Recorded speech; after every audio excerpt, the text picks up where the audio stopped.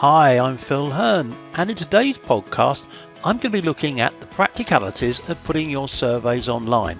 Not just the data collection, but data reporting as well. So join me today on this podcast.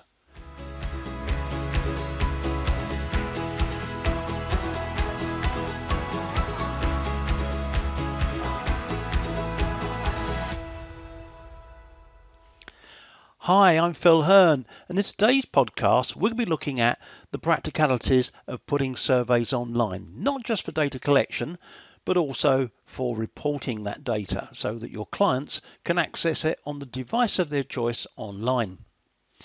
So we're going to look at a number of different topics today that I think is a practical guide for the whole process of converting surveys so that they can be online.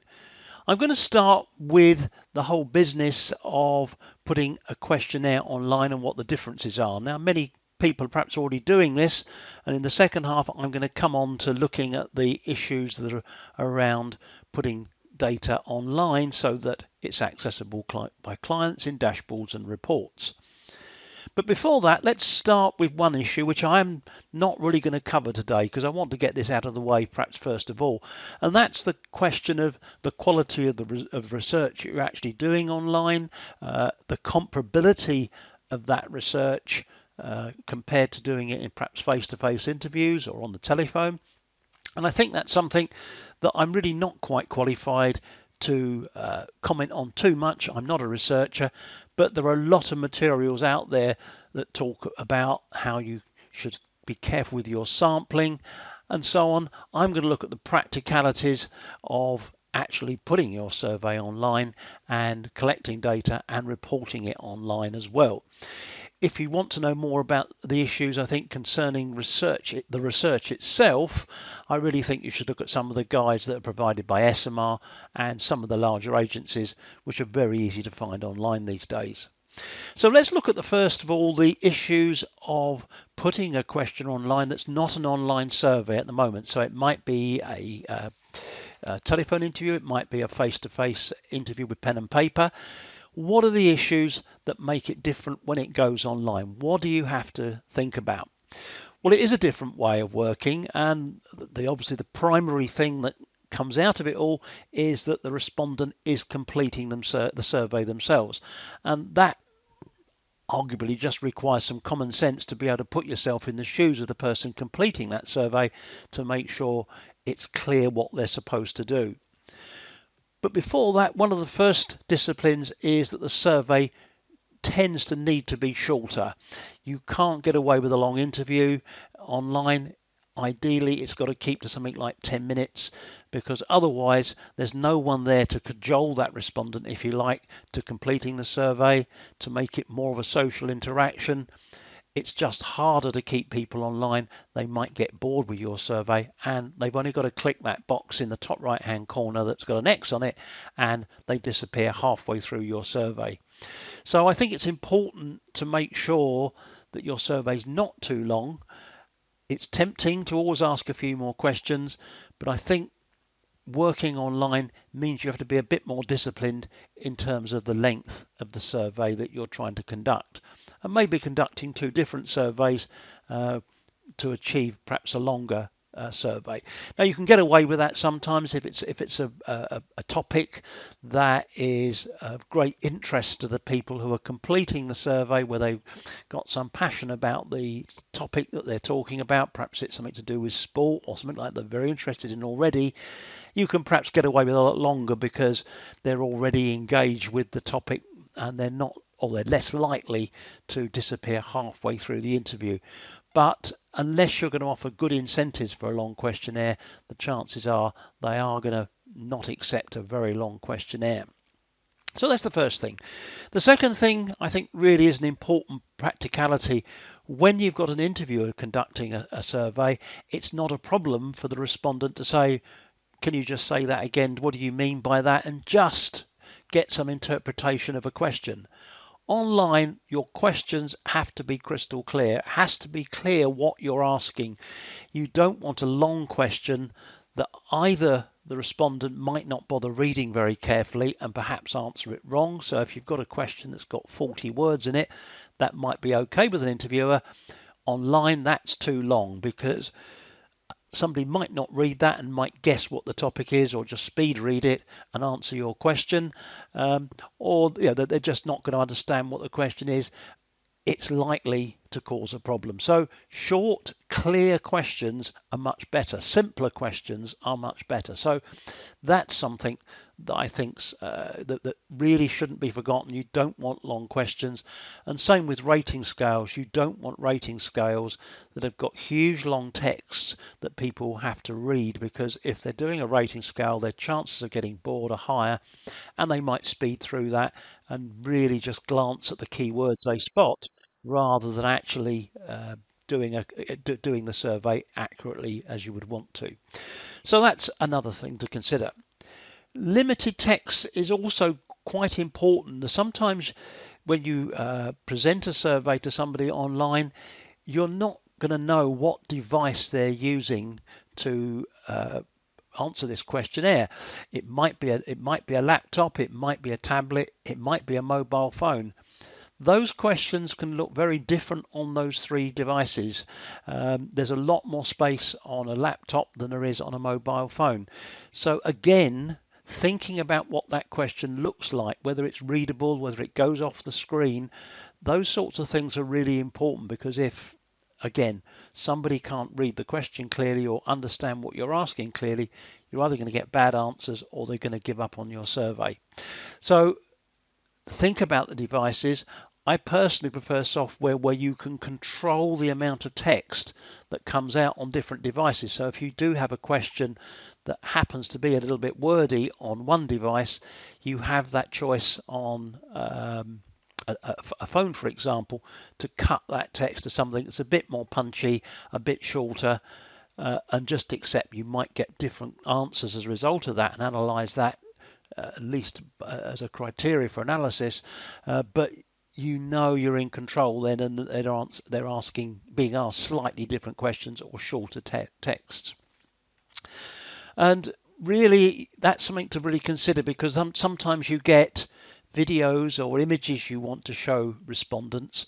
Again, you need to consider what it's going to look like on each device. I'm aware of an advertising campaign that I work with on a client where the scores given to an advertising campaign were very high on when the questionnaire was answered on a desktop or a laptop, not quite so good on a tablet, and were incredibly poor on a phone because the detail couldn't be seen and respondents were struggling to understand the advert on a mobile phone. It wasn't designed for a mobile phone. And so you might be better just skipping that question on a mobile phone, or not answering and asking it of people who are answering the questionnaire on a mobile phone. And many survey platforms now are able to do that, to filter questions on the device that's being used. But really, that's quite important data, that you could end up with perhaps an average score of 6, shall we say, from a rating scale of 1 to 10, where in fact the score on a laptop is 9.5, the score on a tablet is 6, and a score on a phone is 3, and you've got perhaps a score coming out that doesn't look as good as it should do because it's working fine on a larger device. Your survey has to be more engaging when it's a self-completion online survey. It's no good giving people questionnaires that are difficult, laborious to do. One of the classic things that I think probably causes a lot of problems on self-completion online surveys is rating scales. They're fine on a paper questionnaire. Online, you need to take some care. It's very easy to give people long lists of things that they've got to go through. I had a questionnaire that I was given to answer online where for each brand I had about 20 statements. It was very boring to do because it was just a grid of tick boxes with 20 statements down the side, 5 responses across the top from very good to very poor, and became very tedious to do, to the point where it was easy not to read the statements by the time you got to the third or fourth product, or guess what they said and answer it very poorly. Many respondents can start straight lining, as it's called then, just by sort of ticking all the very good boxes without really reading the questions. If you have to ask rating scales that are big like that, it's a good idea to reverse some of the scales so that you can check respondents aren't guessing later and exclude their data. But better than that, it's a good idea to actually use different ways of collecting that data, such as sliders, sort piles where they can drag answers into piles for very good and very poor.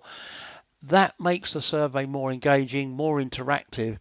And although that takes the respondent a bit longer, and I know I said at the beginning you should keep your questionnaire short, although it takes a bit longer to do that, the respondent becomes more engaged and is more likely to complete your survey. So think about that. Try to keep it so that there's more interaction because people keep more interested rather than looking at long, boring screens of rating statements.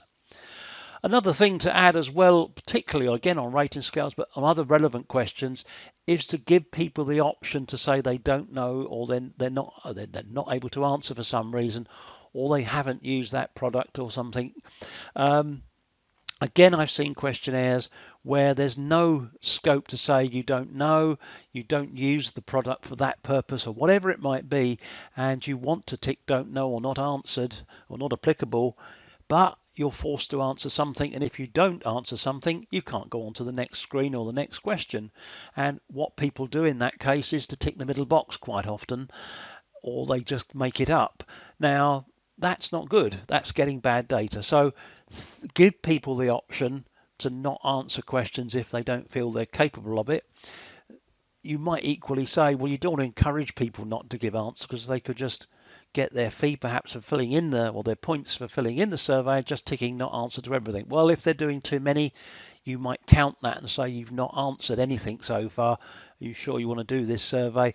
But it is important to be able to say you don't know or it's not applicable if the question warrants that answer. There's some other things though you can do which I think can sort of keep respondents happy and keep them on track if you like to complete your survey. Some research has been done that it's a good idea to be very honest about how long the survey is. There's nothing worse having an opening screen that says please complete our survey. It will only take 5 minutes of your time, and after 25 minutes they're still going through the questionnaire.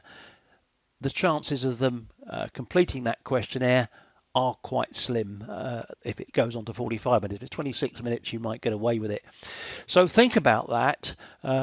Be honest with people. If it is a 15-minute survey that you want to do, tell them it's 15 minutes. Put up a progress bar so they can see how they're doing. It's quite a good idea as well if a questionnaire is a bit longer than you would like or is advisable to put in halfway through just a little screen that says thanks for getting so far. You're halfway through now. Just a few more questions. Something that just encourages people. We all like getting encouraged and being told we're doing a great job. Why not do that? It works. Another technique that I know that works quite well is if you think you want to have or you need a questionnaire that's particularly long, give them the 10-minute survey and invite them to another 10-minute survey. Again, if you tell them there's another 10-minute survey behind this, maybe there's some extra rewards or they get 5 entries in a prize draw if they do it rather than 1, you're more likely to get people to complete it rather than just saying up front, well, this is going to be a 40-minute survey. Give them the chance perhaps to break out of it at certain points, and maybe you can randomize some of the sections so that you get a spread of respondents across all the sections. So various things there you can do to make your questionnaire work online, and really all those things need to be considered when doing that. And getting the right software level is one of the keys. I think the online data collection software market is quite complex. There's a whole range of products in there from free or almost free, and certainly budget price, right through to really expensive products that cost tens of thousands to use per year with a cost per interview and so on. And of course then there's a whole mid-range products, and they all hit a particular market. So the free ones sometimes, or the cheap ones sometimes, can actually get quite expensive when you start doing a lot of interviews. So you might go with a platform that looks quite cheap if you do up to 2 or 3 thousand interviews a year, but actually when you start doing 50,000 as your business grows, if it does start to grow your online business, you can suddenly find that's actually more expensive than a lot of other software platforms out there. So again, look at the pricing and how it might affect you. You don't want to get locked into a product that you get familiar with, you really like, and then find actually the price per interview doesn't actually go down. After you would hope, and many of the better products, after 5,000 interviews, it goes down to 10 to another level for 10,000, and so on. So as your business grows, your interviews get cheaper and cheaper, and that's something that you should look at and expect. But the products out there really do vary. From very limited functionality, perhaps with some of the free ones. Many of the ones that start free offer extra features as you go up the price scale. And if you're going to do commercial market research, it really is important to look at what is included. If you just want the top level in those cheaper products that start perhaps free or very low price, you need to budget that in and just say, okay, I'm going to need to spend this really when I go fully with this platform and start doing more surveys. So look at that.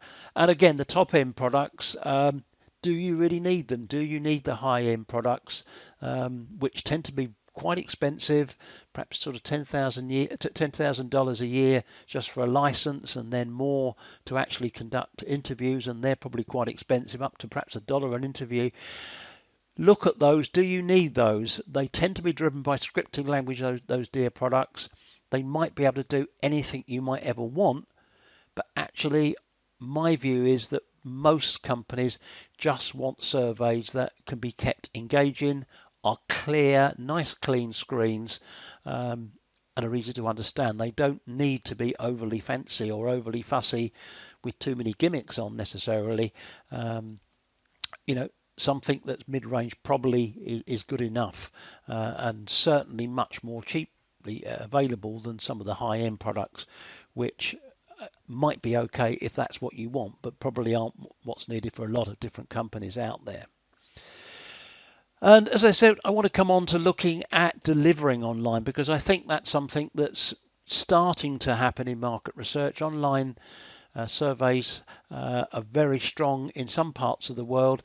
In Asia Pacific, where we work a lot, that's still quite low. It's still under 50% in some countries. So this is a growth area in some parts of the world and quite established in other parts of the world. But delivery isn't particularly established. Yes, some of the biggest tracking studies now are available in nice looking dashboards that have either been customized or put into some software. My goal, I must admit, is to see every project available in an online reporting and online dashboard system. And there's not many companies. We think we're one of the few that offer that in our platform that we use. But we think that everything should be available in an online dashboard and should be priced accordingly so that you can produce really attractive online dashboards easily at a low cost. Now, there's different types of software out there for that. There's some that include a data collection module, some that just do the reporting side, the data management side, and the online dashboarding. Which is better? I think it depends on your preferences. I don't think there's a hard and fast rule for that. We have an online platform that we have that does everything from data collection, data management, and for reporting. But we can plug other software tools into that specialize in data collection so that you just use the data management and reporting side, for example. Now, some online dashboarding systems and reporting systems are MR friendly and some aren't. Some are totally focused on market research and some aren't. And I think that's something that is easy to forget. So there are products out there that probably serve more the business information market, or the BI market as it's called, where they're working with mostly with non-survey data. And non-survey data is different from survey data. simply because non-survey data, in most cases anyway, in 90 odd percent of cases, is lots of records, lots of transactions, lots of customers by a small number of fields, which are typically single coded or numeric values. Think of what a bank holds about you, for example. It has a lot of customers and it has a relatively small number of details about you. What does a survey have? Relatively small number of respondents, but a lot of data fields that's quite complex, such as filtering. We have routing in our questionnaires. We have a lot of multi-response questions, sometimes with a lot of different answers. So differently structured data. And we also want to perhaps do different things with that, like we want to group together top two boxes and things like that. So although there's some really nice BI tools out there, they do tend to come at a fairly high price, but they're not always suitable for market research, or they're quite clumsy when it comes to perhaps putting a top two box from some data that you have collected online. So that's something to look at, and that's something we feel quite strongly about, that it's important to have actually those tools that are market research friendly. So look at that. You need those tools.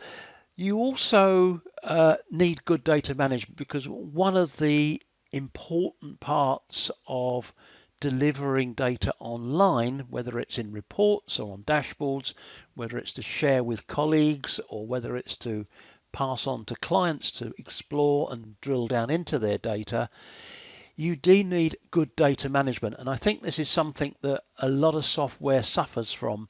There's some almost free dashboarding tools on some of the low-cost data collection tools that are out there, but it's very limited what they can do. And why is it limited? What is it you want to do? That's the question. Well, the sorts of things that I think you want to do when you go or you get into online reporting and online dashboarding is you want to put surveys together in one dashboard. So maybe data from 3 surveys, maybe tracking data that's been collected every month for the last 3 years, and you want that to update automatically as the next month comes in.